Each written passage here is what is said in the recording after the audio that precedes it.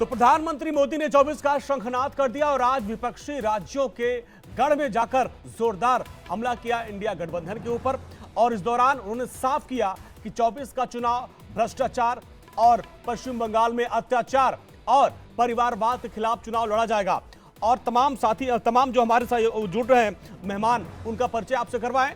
और शिवम छावड़ा जी हमारे साथ जुड़ रहे हैं, बीजेपी के प्रवक्ता। शिवम जी आपका बहुत बहुत स्वागत है। नीलम मिश्रा जी जेएमएम की प्रवक्ता जुड़ रही, नीलम जी आपका बहुत बहुत स्वागत है। ज्योति कुमार सिंह कांग्रेस के प्रवक्ता जुड़ रहे हैं हमारे साथ, ज्योति सर आपका भी बहुत बहुत स्वागत है। प्रोफेसर भुवन जोशी जी आपका बहुत बहुत स्वागत है, समाजवादी पार्टी का आप पक्ष रखेंगे। रोहित अग्रवाल आरएलडी से जुड़ रहे हैं, सर आपका भी बहुत बहुत स्वागत है।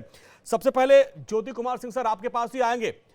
आज प्रधानमंत्री मोदी झारखंड और पश्चिम बंगाल पहुंचे। इस दौरान उन्होंने साफ किया कि जितना आप गाली देंगे, अब मुझे गाली सुनने की आदत पड़ गई है, उतना ही कमल खिलेगा। भ्रष्टाचार के मुद्दे पर मैं प्रखर रहूंगा, भ्रष्टाचारियों को छोड़ूंगा नहीं। भ्रष्टाचार 24 का बड़ा हथियार वो बना रहे हैं। जी बिल्कुल सही बात बोला नरेंद्र मोदी जी।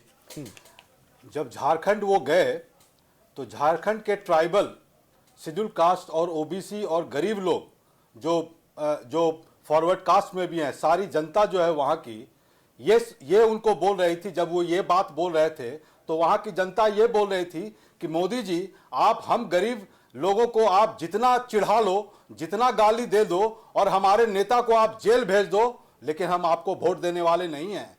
हम आपको वोट देने वाले नहीं हैं प्रधानमंत्री जी, क्योंकि आपने ये 2013 के बाद जो एनसीआर का रिपोर्ट था, एसटी में शेड्यूल कास्ट को 48.15% जो है एनसीआरबी का रिपोर्ट है, जिसके साथ दुर्घटनाएं हुई, जिसके साथ अपराध हुआ, और शेड्यूल कास्ट का 46.11% हुआ। तो ये बात वहां के लोग अच्छी तरह से समझ रहे हैं कि एक ट्राइबल लीडर को जबरदस्ती, उसके सरकार को गिराकर, चुने हुए सरकार को आप जबरदस्ती गिराकर अपनी सरकार बनाना चाहते थे और आप उनको जेल भेज दिए हैं। लोग इस बात को देखा है। जब वो किसानों की बात कर रहे थे, जब महिलाओं की बात कर रहे थे, तो प्रधानमंत्री जी आज तक आशा वर्करों को जो आपने प्रॉमिस किया था, क्या हुआ? उनके जितने किट की बात की थी, उनके हेल्थ की बात की थी, उनके इंश्योरेंस की बात की, वो कोई बात पूरा नहीं हुआ। प्रधानमंत्री जी आपने युवाओं की नौकरी की बात की, और आपने सबसे बड़ी बात जो आपने एक हमारे अलायंस के पार्टनर झारखंड मुक्ति मोर्चा के बारे में आपने बोला कि ये खाने वाली पार्टी का आपने बात किया। प्रधानमंत्री जी आपने बिहार में जो नीतीश कुमार को अपने साथ रखा था, पता है आपको उन्होंने क्या बोला था? उन्होंने बोला था कि प्रधानमंत्री जी पहले तो लोग भारतीय जुमला पार्टी बोलते थे, लेकिन अब तो भारतीय बड़का झूठा पार्टी बोलते हैं। ये देख लीजिए, ये नीतीश कुमार बोल रहे हैं, मैं नहीं बोल रहा, ये नीतीश कुमार बोल रहे हैं कि भारतीय जनता पार्टी, भारतीय जुमला पार्टी तो बहुत सॉफ्ट बात हो गई, ये तो बड़का झूठा पार्टी है। जी आप जेएमएम के साथ की बात कर रहे हैं, प्रधानमंत्री जी, क्या आप लोग अभी वहां एकजुट हैं? आप जो बात कह रहे हैं एकजुट हैं? प्रधानमंत्री जी आप जो बात बोल रहे हैं कि विपक्ष की और इंडी गठबंधन आपको गाली देगी, इंडी गठबंधन गाली नहीं दे रही। आप जिस अलायंस से जो नीतीश कुमार है, उन्होंने आपको बोला कि आप तो बड़का झूठा पार्टी है। ठीक है। अब देखिए नीलम जी आपके पास आते हैं, वही बात जो आपके सहयोगी ने बोल दिया। आज प्रधानमंत्री मोदी ने कहा कि जेएमएम का मतलब है जम के खाओ पार्टी, और साथ साथ आपके जो अलायंस के साथी है कांग्रेस और बाकी जो आपके साथी हैं, उनका एक ही काम है कि जम के खाओ, यानी भ्रष्टाचार आप करेंगे और उसके खिलाफ जांच होगी और भ्रष्टाचारियों को वो जेल भेजेंगे। लेकिन जम के खाओ पार्टी कौन है, ये इलेक्टोरल बॉन्ड ने साबित कर दिया। किस तरह से इलेक्टोरल बॉन्ड, चुनावी चंदा के नाम पे इन लोगों ने देश का संपत्ति को लूटने का काम किया है। ये मतलब उजागर हो चुका है। ये जुमलेबाजी कब तक करेंगे मोदी जी? झारखंड की जमीन पे आकर के इतना उलूल जुलूल बयान, अपने आदतों से वो कभी बाज नहीं आ सकते। एक भी बात उनकी जमीनी हकीकत से जुड़ी नहीं होती है।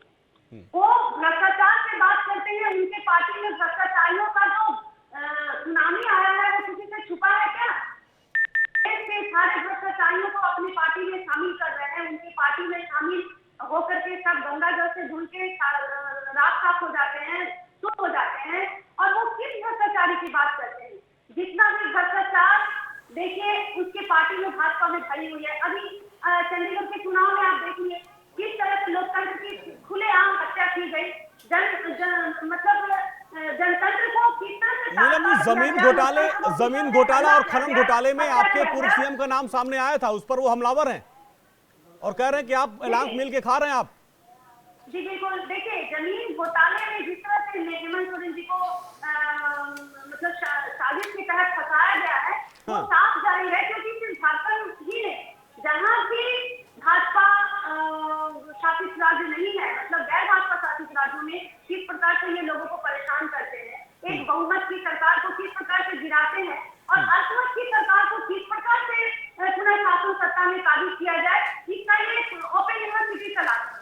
ठीक है, शिवम जी देखिए, ज्योति जी और नीलम जी ने आरोप लगाया कि जो भ्रष्टाचार के आरोप आप लगा रहे हैं, प्रधानमंत्री मोदी लगा रहे हैं, वो ये कह रहे हैं कि उनके नेताओं को परेशान किया जा रहा है, सरकार को वहां पे गिराया जा रहा है और जो लोग भी आपकी पार्टी में आ जाते हैं सबका भ्रष्टाचार धुल जाता है। नहीं, सीधी स्पष्ट सी बात है, ये भ्रष्टाचारी ये बात कहता है। हाँ। और मैं फिर कह रहा हूँ, कांग्रेस तो सही मायने में भ्रष्टाचार की जननी है। आखिर किस मुंह से इस प्रकार का बयान भी देते हैं, इनको सोचना चाहिए।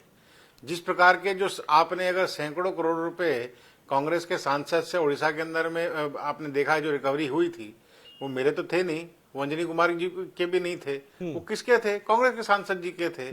जितनी रिकवरी कांग्रेस के सांसदों से हो रही है, आप कल्पना करें कांग्रेस के नेताओं से हो रही है, उसके बाद भी अगर वो ये कहने की हिम्मत करते हैं तो उनको बधाई हो भाई आपकी। मैंने कहा ना, कांग्रेस सही मायने में भ्रष्टाचार की जननी है, इसमें कोई दो राय नहीं है।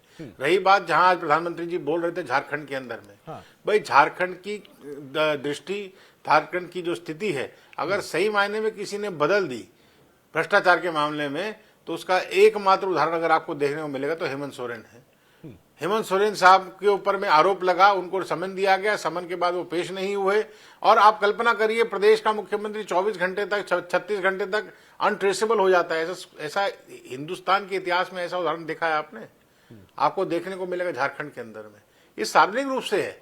मैंने कहा ना कि कुछ मुझको छुपाने की आवश्यकता नहीं, लेकिन सार्वजनिक रूप से समाज के अंदर में ये उदाहरण झारखंड ने पेश किया कि उनके इलेक्टेड मुख्यमंत्री जो हैं लगातार ईडी की जांच से बचने के लिए। अब आप बताइए कि साहब, आपकी रिकवरी तो दिल्ली से भी हुई, BMW गाड़ी भी दिल्ली से रिकवर हुई, ईडी ने रिकवर करी कि नहीं करी? गाड़ी कौन से प्रदेश की थी? आप कहाँ के मुख्यमंत्री? अरे भाई, कहाँ से आ रहा है मुझे तो समझा दीजिए।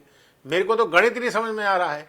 उसको आप जस्टिफाई करें तो आप कीजिए, आपका पूरा अधिकार है, आप जाके ईडी के सामने जस्टिफाई कर सकते हैं, मुझे उसमें कोई दो राय नहीं। लेकिन सच बात है कि आप अगर चोर चोर मौसेरे भाई, और आज सही मायने में कांग्रेस और आप कह सकते हैं जो हेमंत सोरेन जी की पार्टी है, वो चोर चोर मौसेरे भाई की भूमिका निभा रहे हैं। और सभी जगह, मैं फिर और बहुत जिम्मेदारी से कह रहा हूं, सभी जगह उनका ये हाल है। आज कांग्रेस को झारखंड के अंदर में पेनिट्रेट करने के लिए शिबू सोरेन और हेमंत सोरेन की पार्टी चाहिए। आज कांग्रेस को उत्तर प्रदेश में पेनिट्रेट करने के लिए अखिलेश यादव का सहारा चाहिए। आज कांग्रेस को बिहार के अंदर जाने के लिए आरजेडी का सहारा चाहिए। आज कांग्रेस को जम्मू कश्मीर में जाने के लिए पीडीपी और एनसी का सहारा चाहिए। आज कांग्रेस पार्टी को तमिलनाडु में जाने के लिए डीएमके का सहारा चाहिए। अरे भैया, कहने के लिए आप ग्रैंड ओल्ड पार्टी है, कहने के लिए आप हिंदुस्तान की सबसे पुरानी पार्टी है,